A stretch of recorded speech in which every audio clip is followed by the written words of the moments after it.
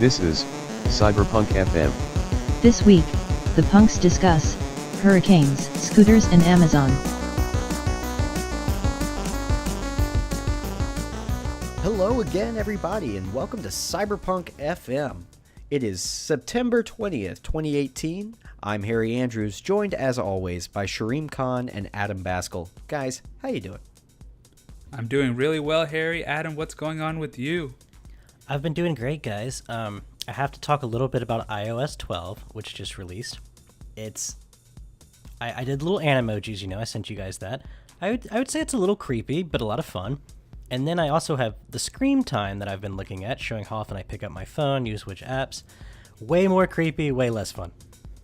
Yeah, go ahead and tell them about the new emojis, because they probably have heard about animojis, but what are these memojis?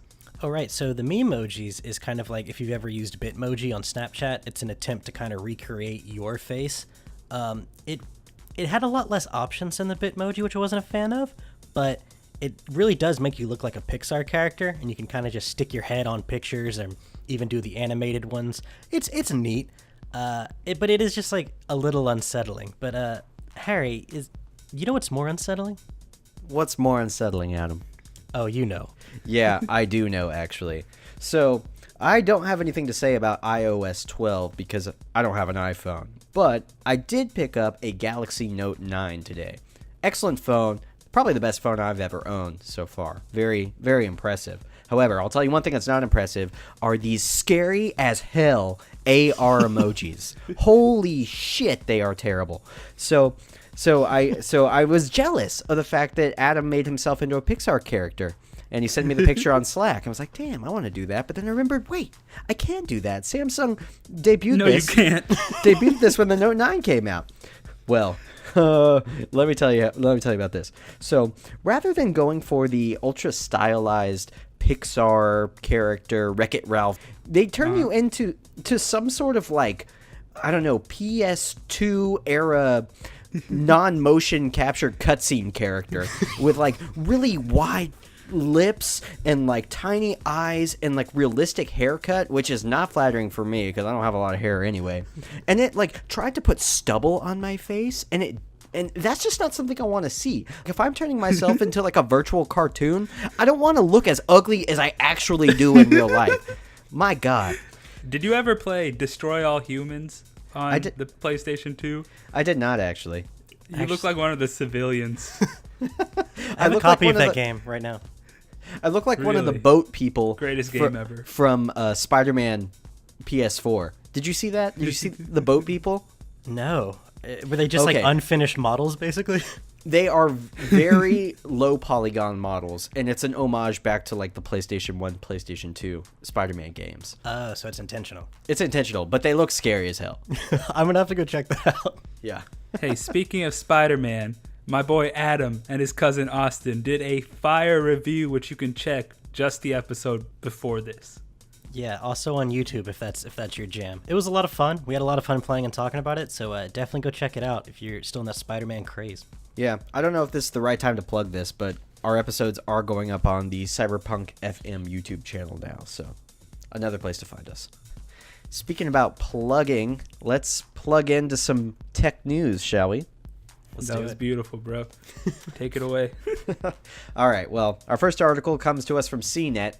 Almost half of U.S. phone calls by next year will be scams. Can you believe that? Because I sure can. Yeah, I sure can too. I actually, before getting ready to talk about this, I looked through my call list. It's about half. I got 2 calls today during, software engineering lecture. I was like, who's calling me during this time with my precious professor? Nah, no one. I could understand when spam calls were the occasional, spam tech support guy. But when it's just like an automated bot saying that I've won like a free Hilton hotel stay or something every day from numbers that look almost identical to my own, it really starts to like get under my skin. So the proportion wasn't even what caught me off guard the most, because I feel like I've been getting a lot of these for years. It was how quickly it went up, because in 2017, it was only 3.7% of calls. In 2018, it jumped up to 29.2% of calls. And then as Harry said, by next year, it's supposed to hit almost 50%. That is an insane, trajectory.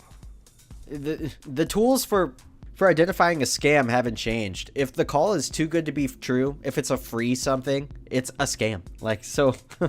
If you're getting more phone calls, don't think that you're more popular. Just think that you're getting scammed more. Yeah, or if they pretend to be from the IRS, nah, they're going to send you a letter. The IRS does not call. The IRS is going to come to your door if it's that serious as some of these spam calls. Yeah, they're going to go John Gotti on you if they really want to. So. This is Harry from the future. You need to send $100 to this PayPal address right now. Man, this really has me thinking. I want a new number just to never get these calls again, but that might not even solve this problem here because I don't think they're just seeing you on a list somewhere and then calling you. It's coming from the inside. You know, there's some Verizon and AT&T employees who have been paid off by these foreign scammers, and they're like, okay, we just need a list of your Atlanta area or Fayetteville area customers. And that's all we need. These numbers come from a call management company called First Horizon, and they recently testified before the U.S. House Committee on Digital Commerce and Consumer Protection, and they were basically discussing some of the ways they hope to combat this. Now, it mentioned specifically in the article that T-Mobile had this, and my company had T-Mobile for a month and a half before we switched, but I was getting calls where instead of a number, it came up and it said scam likely, and I thought that was pretty cool. I wouldn't have answered them anyway, but it was nice to know that they had figured it out. Yeah. Android actually has a pretty smart system for detecting phone calls. When you get a call from a likely scam number, the screen that you would accept or reject the call is bright red and says possible scam. So that's actually pretty cool. That is pretty cool. I have neither of those features you guys described. I just get calls. Are you on AT&T still, Shreem? Yep. Yeah, I Proud. think when we had that, I never got them either. So I think it's something they're only testing with specific carriers right now. But I suppose we will see what the future holds for those scam artists. How'd you like T-Mobile before you guys switched? It was okay. It got okay signal here. The problem I'm figuring out is that in Commerce, Georgia, where my company is, there's just no company that's going to give me more than 2 bars anywhere. And in fact, Verizon seems to be the worst, in my opinion, so far, because there's a stretch of road from the highway I get on to go home and the office I work at, where between those 2 points, I can't even send a Slack message. I know, I shouldn't be on my phone. I can't even get a Spotify I can't get a Spotify song to stream. It's really bad. That's interesting because that's Verizon's claim to fame is more bars and more places, right? Well, and I don't know if the data connection is different than the phone reset. Maybe I'd be able to make a call, but I can't do anything with data in that period of time. Oh yeah, well yeah. The voice network is different than the LTE network. Okay. So the LTE network is definitely much worse for me there. I was just asking because T-Mobile CEO, which I guess it's not really the CEO's Twitter account, but the Twitter account for the CEO is always just posting stuff like, you're still on AT&T and Verizon? Why don't you come join the best network with Free Food Tuesdays and a bunch of garbage. But I don't know. Between the scam likely thing and his tweets, maybe T-Mobile's on the come up. It's time to switch, huh? Yeah. Who needs bars when you have ice cream Taco bars? Tuesday.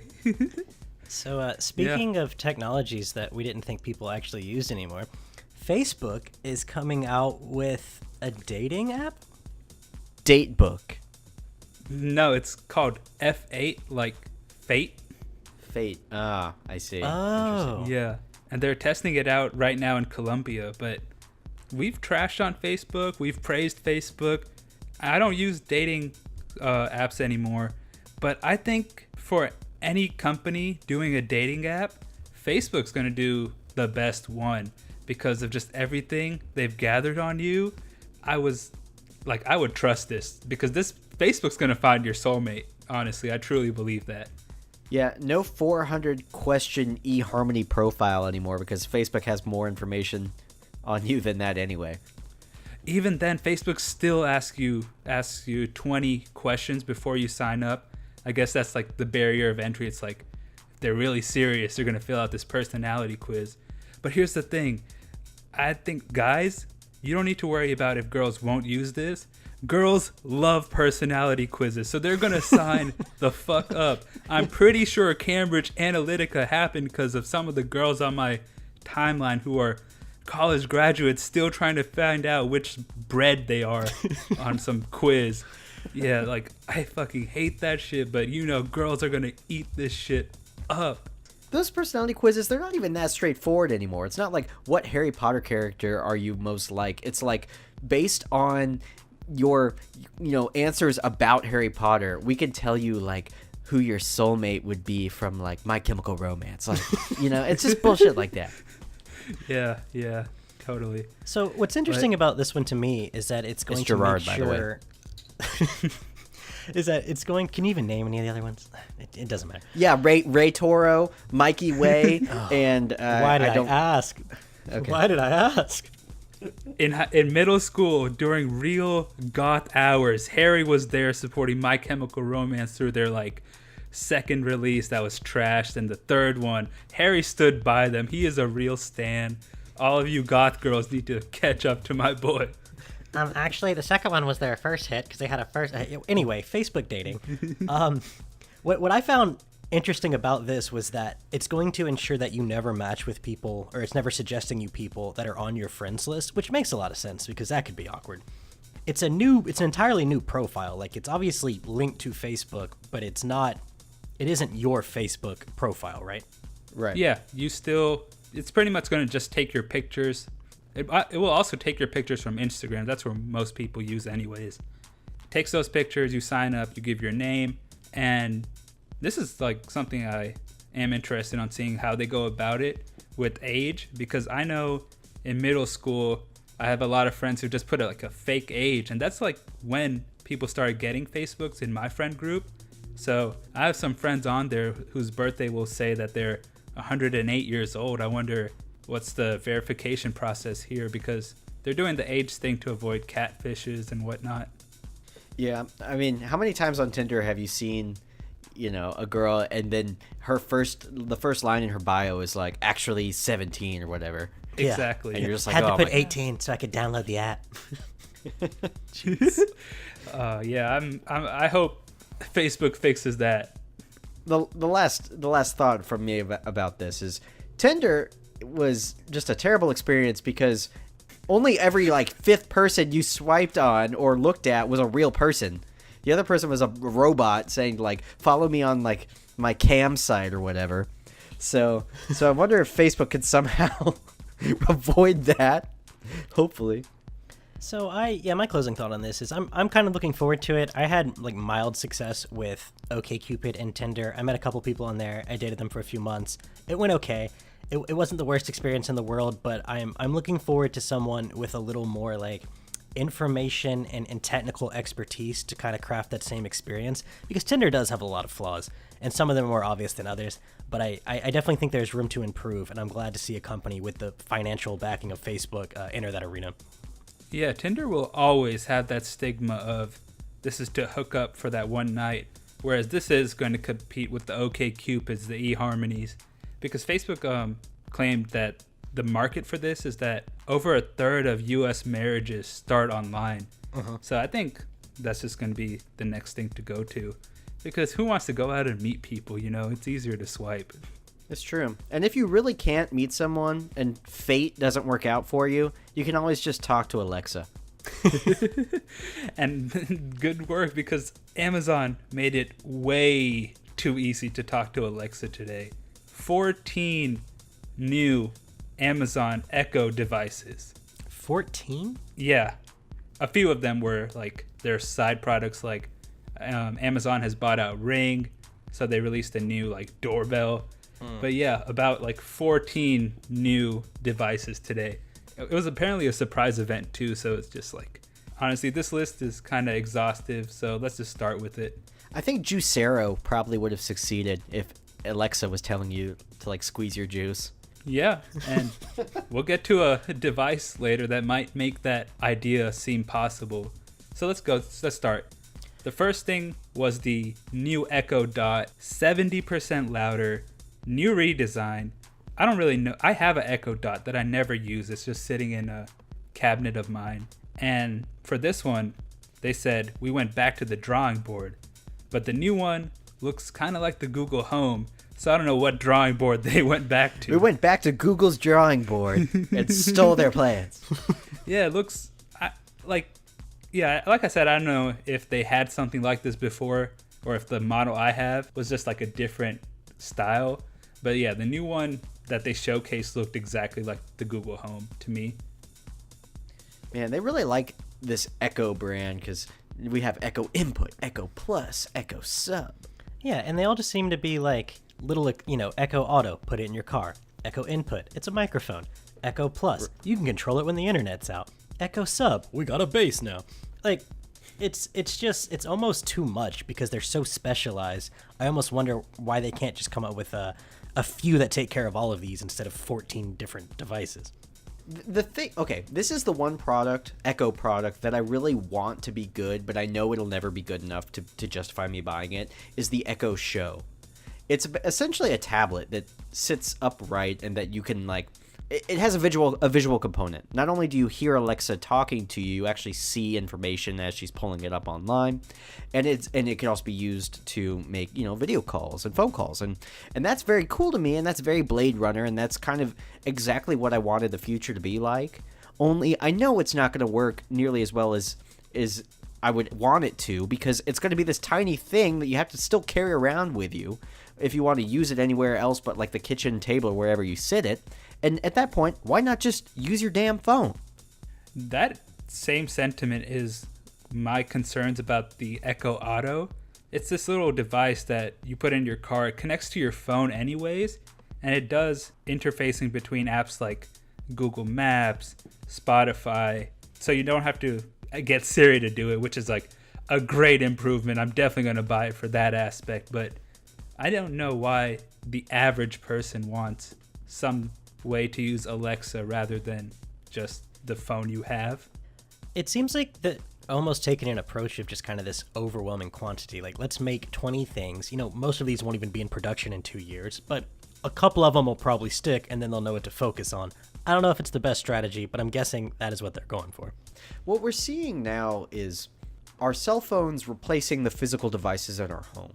Now your phone is now your alarm clock. It is now your multimedia device. It is now your end-all be-all form of communication. But as humans, we really like to have things and touch things. So now we're starting to parse those things back out.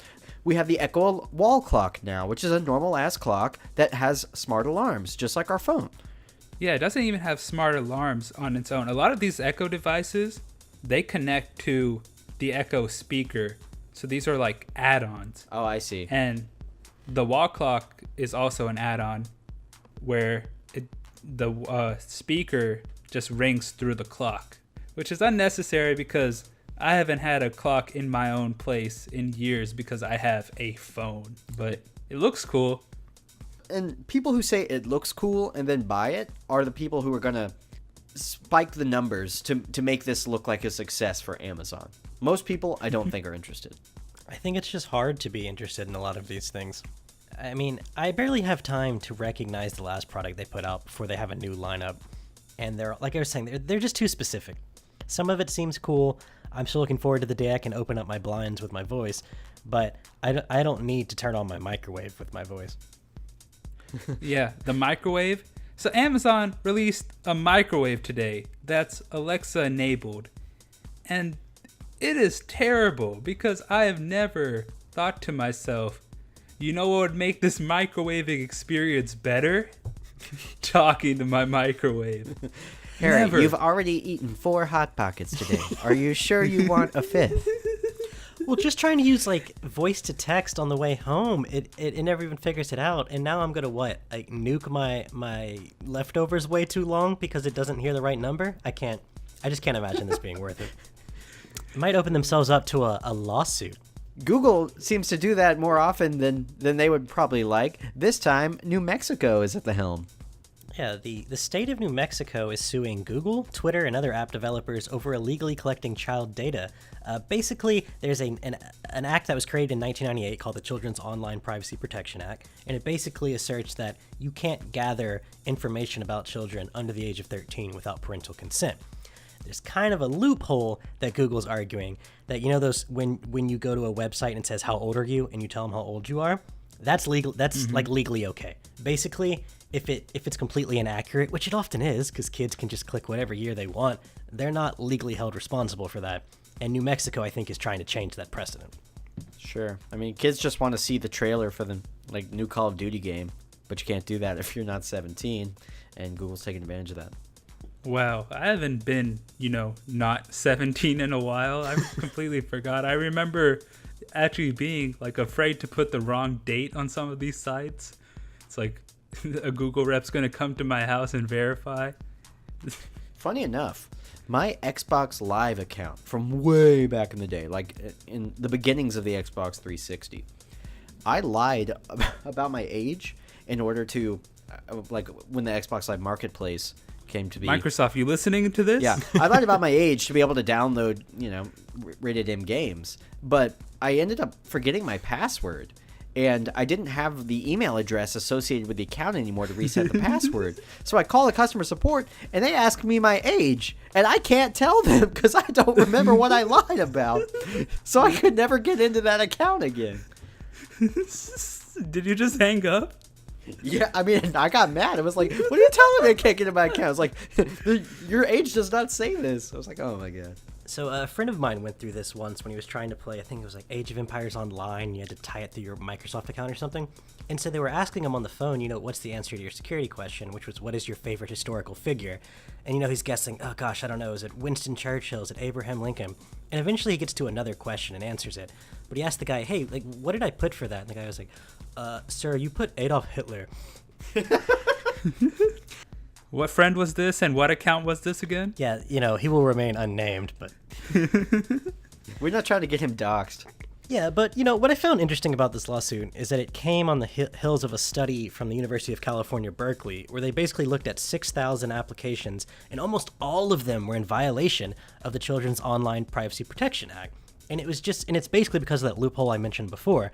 They've all said, hey, look, you just say what your age is, oh, we believe you, and we continue on. And New Mexico's saying, that's really just not good enough. How are they going to fix that? Are they going to start making you scan in a picture? You don't have a license to show your age at 13.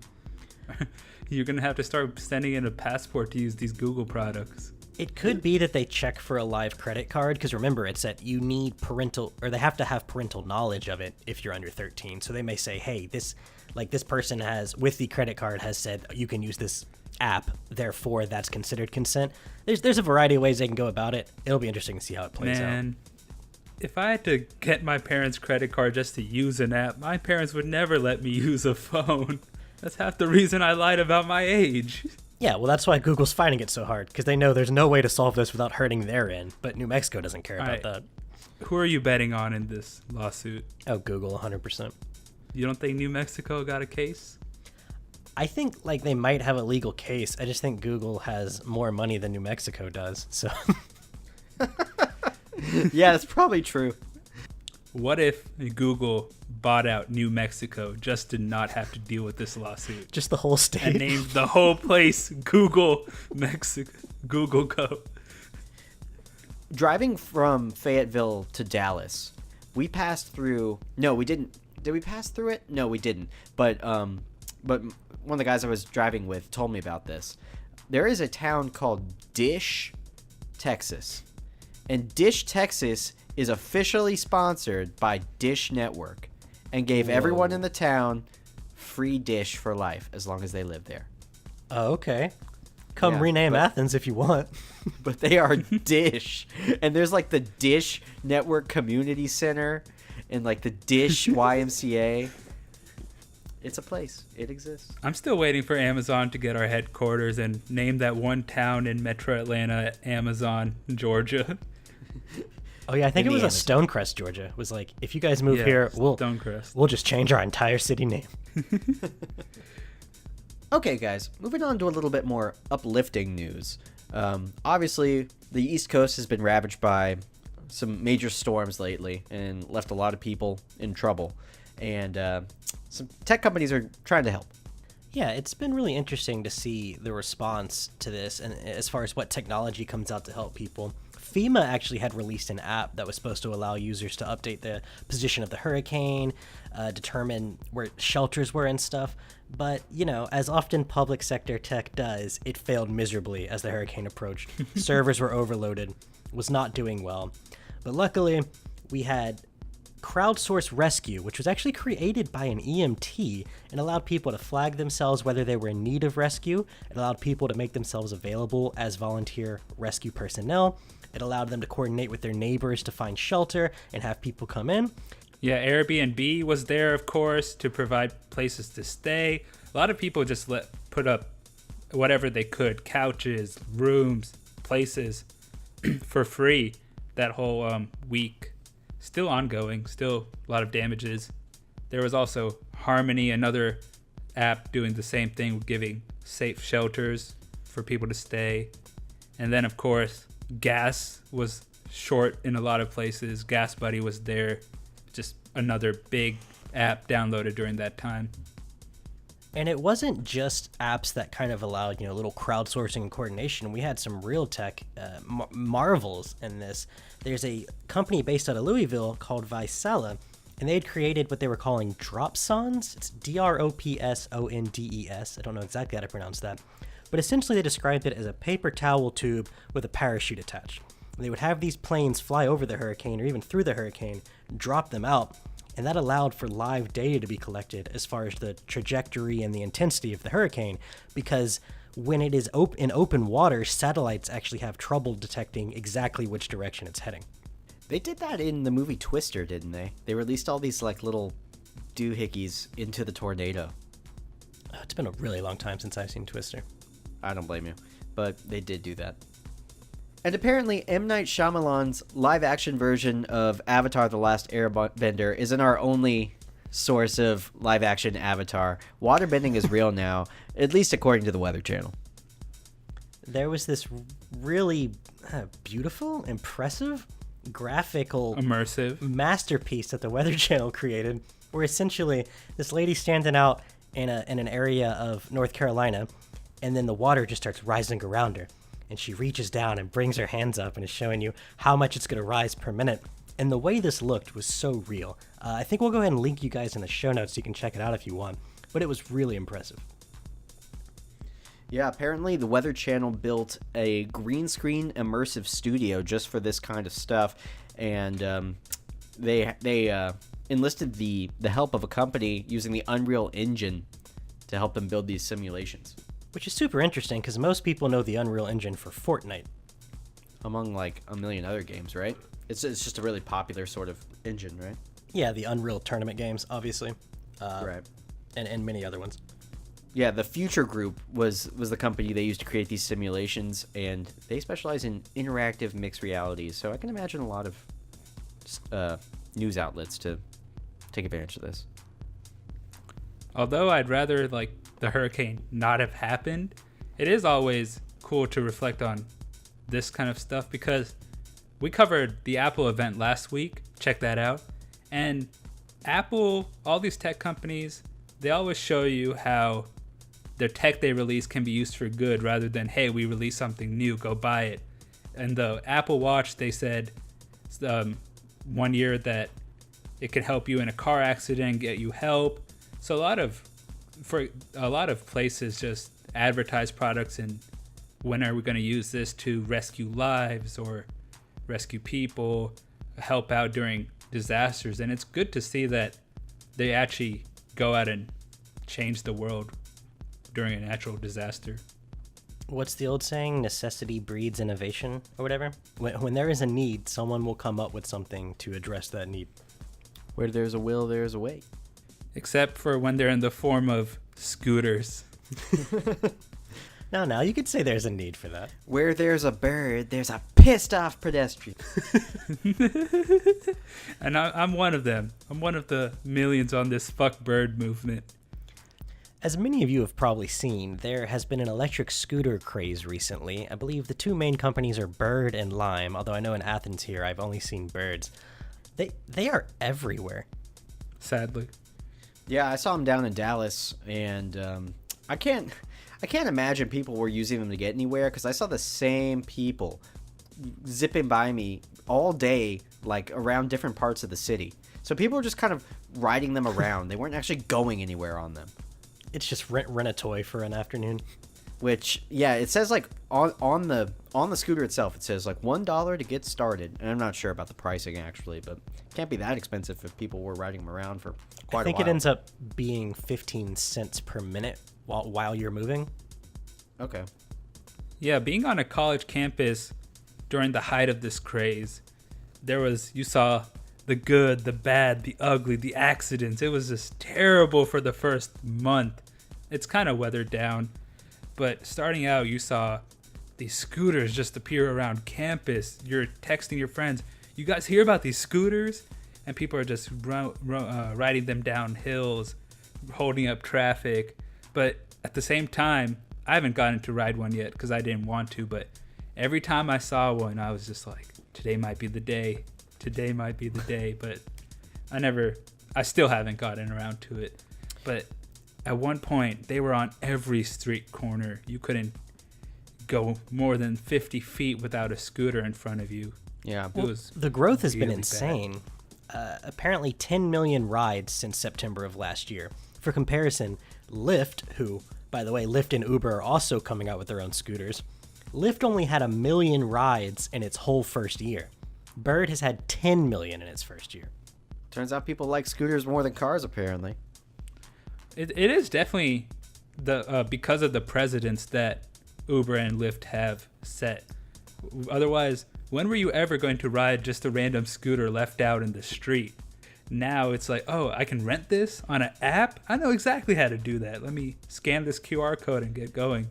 And I can dump it on the curb.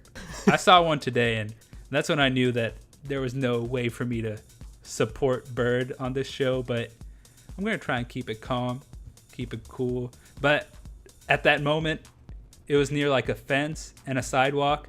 They put it in the middle of the sidewalk, and I almost tossed that shit over the fence. I was so close. Well, You you apparently apparently- the only They're one. banned on Yeah. campus too. Apparently, a lot of people have gone to stealing these things, ripping out the insides. Isn't there like a Reddit page like Bird Graveyard or something where people just doing it's- unspeakable things to bird scooters? Yeah, it's an Instagram account. And Instagram, that's right. what's crazy is one of the ones I saw, I mean, the guy's face is just in it. He throws it off a parking deck. I'm like, dude, that was dumb. But there's other ones where it's a picture of one being covered in gasoline and lit on fire. There's one where someone went and just like took a shit on it so that no one would use it.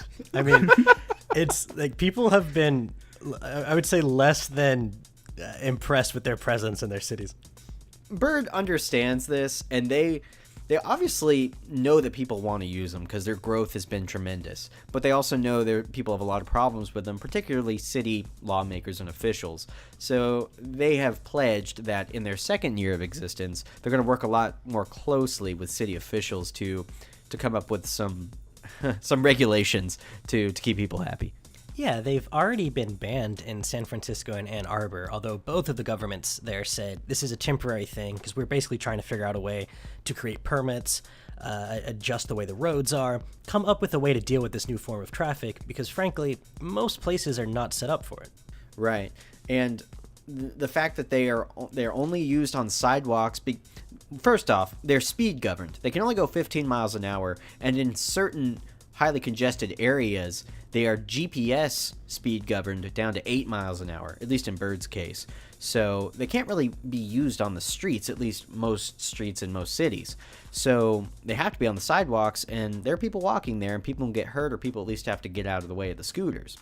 And people just dump the scooters when they're done anywhere on the streets. So what Bird has done, particularly in Santa Monica, has created these little parks where people can sit and relax. They sit on the side of the road, but that's also where you park the birds. So they at least have a place to go.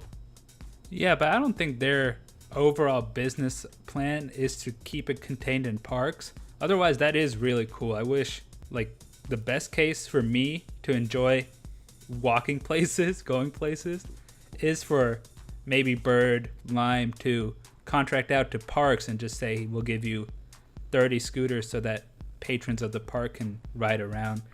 But in real life, you're seeing them on the same streets as cars and, like you said, on the sidewalk.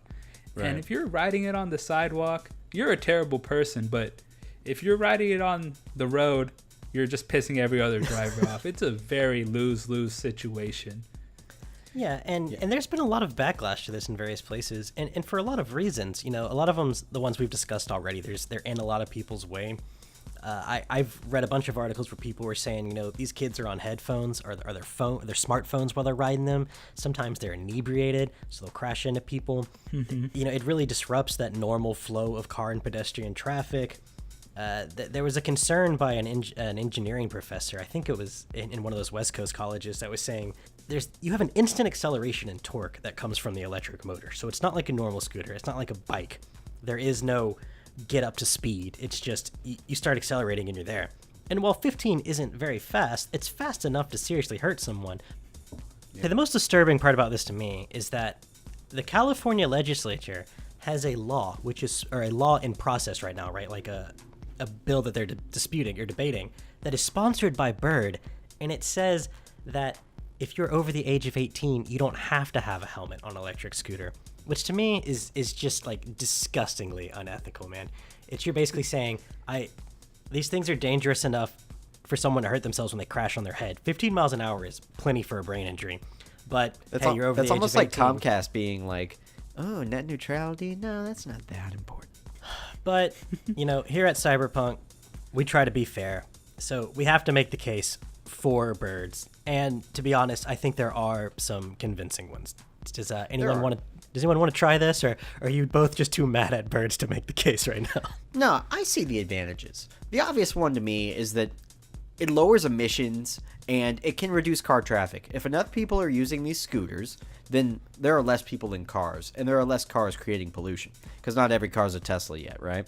Right. So it also solves a very real problem in a lot of cities that don't have extremely verbose public transportation systems. Okay, you're in New York City, you can go anywhere on the subway. You can take the bus anywhere, and that's not a problem. But you're in other cities, you're in more sprawled cities like LA or Atlanta or Dallas.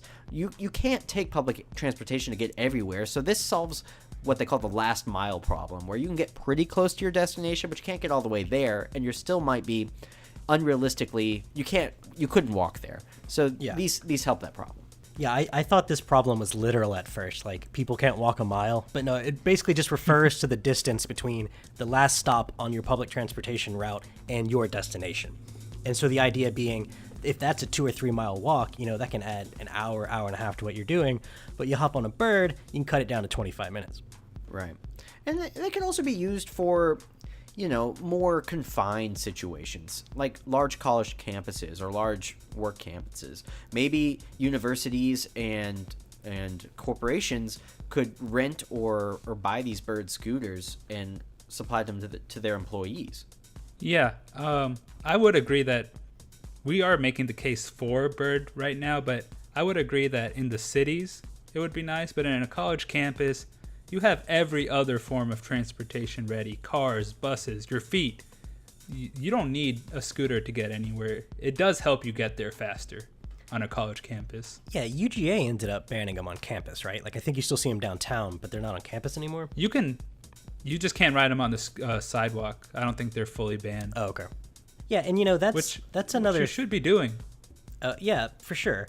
And I think that's kind of the other issue here is it really the scooters that are the problem, or are the scooters sort of a sign on how our street systems have changed over the years? You know, if you go look at a video from the early 1900s and you look at streets, you know, there's a tiny section that cars are going through. There's a streetcar. People are just walking every which way.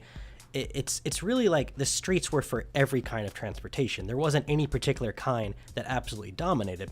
But obviously, with the rise of the automobile, you end up in the situation where things can't compete with, you know, multi-ton steel death traps traveling 80 miles an hour. You simply can't coexist with most other forms of transportation.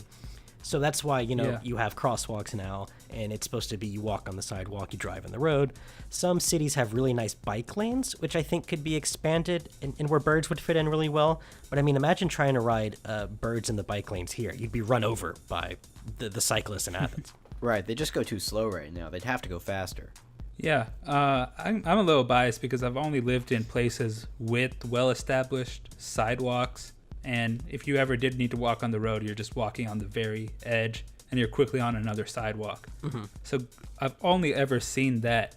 And yeah, I've seen where the sidewalk wasn't big enough for like everybody walking on it, but you step to the side on the road a little bit, you get back on. That was never a problem to me.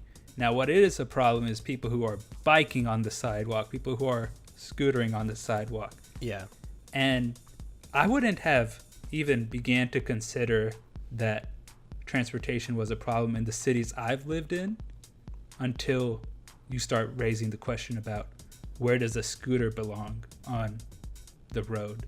Yeah, like living here as long as I have, I've come to just despise cyclists and people on scooters. And it's because I think at the end of the day, it's just not built to handle that kind of traffic in the way that it should. And I'm not even advocating that it shouldn't. In fact, I really do think they should expand bike lanes.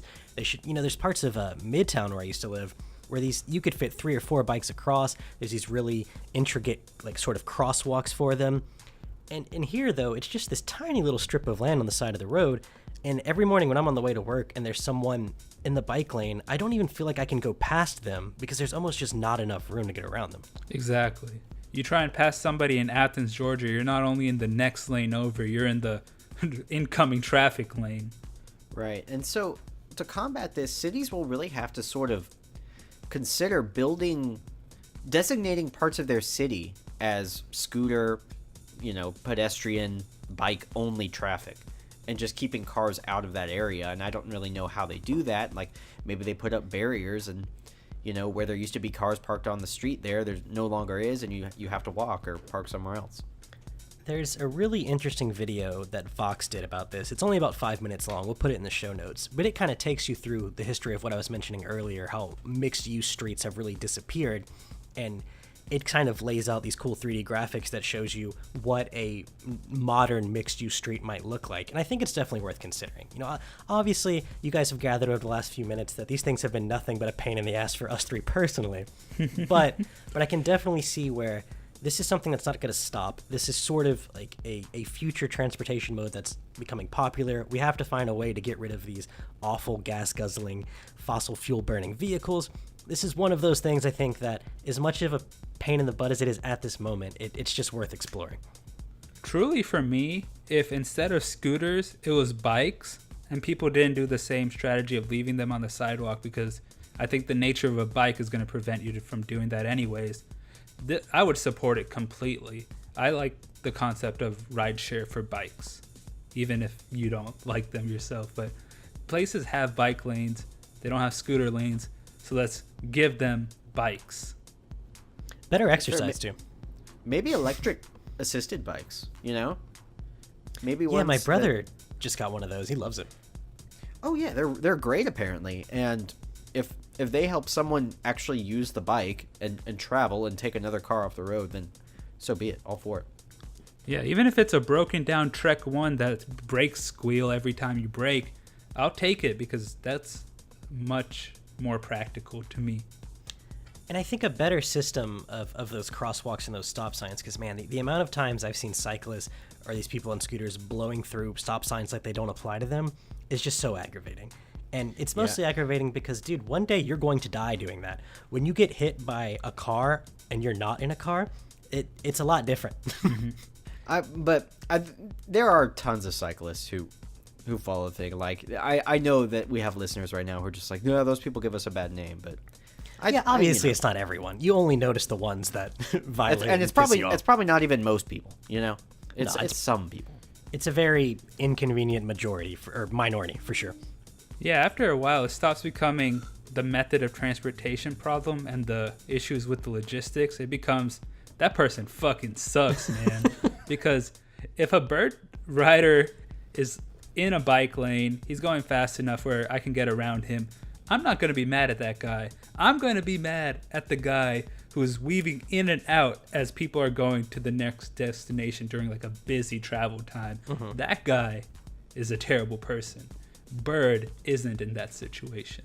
Yeah, like everyone's been in stop and go traffic and seen motorcycles like drive between cars, and you just want to open up your door, but you know it's In California, that's legal though. Hey, yo, it actually violence is helps. wrong. It actually helps with traffic congestion if they do that, but it's not here nor there. That's probably fair, you know, if the lanes are designed like wide enough. But a lot of times, I just feel like you're inches away from destroying someone's mirror, which of course is going to flip you over and injure yourself severely.